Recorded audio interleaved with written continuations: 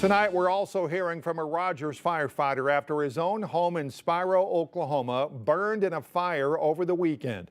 5 News reporter Jacob Luthi introduces us to Paul Lynn, who says despite everything, he's just happy he and his family are safe.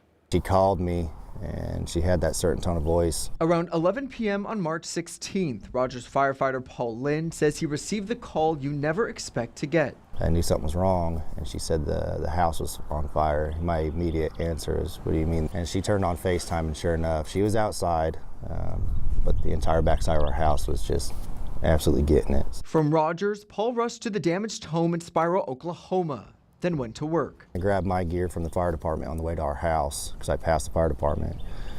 Got to the house, got dressed, ran over to my wife, gave her a hug, and our kid, of course. Over 20 fire personnel from 3 different agencies responded to the scene. The interior of the house mostly gone, the foundation still holding strong. Stone walls are still standing, which is, I don't know, that's kind of heavy too. Lynn says his wife told him that earlier in the night she had heard someone trying to get into the back door shortly after she discovered the fire. When Lynn assessed the damage, he put his 12 years of firefighting skills to use and noticed abnormalities near the back porch that leads him to believe the fire was an act of arson. And I asked myself that a million times. I was up for a long time, long time. There's no reason in asking why anymore, honestly. We'll never know why.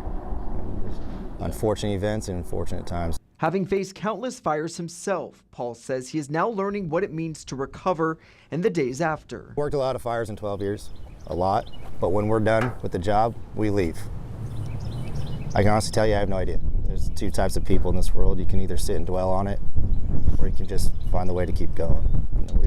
We're not the dwelling type. We just keep going. The Oklahoma Fire Marshal's office will now be taking the lead of the arson investigation. Paul says the response from the local firefighting community has been special. If I would have said yes to everyone yesterday, there wouldn't have been a single Rogers firefighter on duty. They would all have been in my front yard, but we're just at a standstill.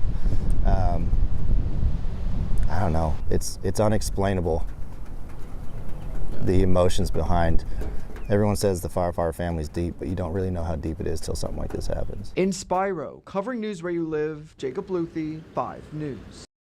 A GoFundMe has been set up by one of Paul's colleagues, has already collected more than $14,000. If you would like to donate, you can visit this story on our website at 5newsonline.com.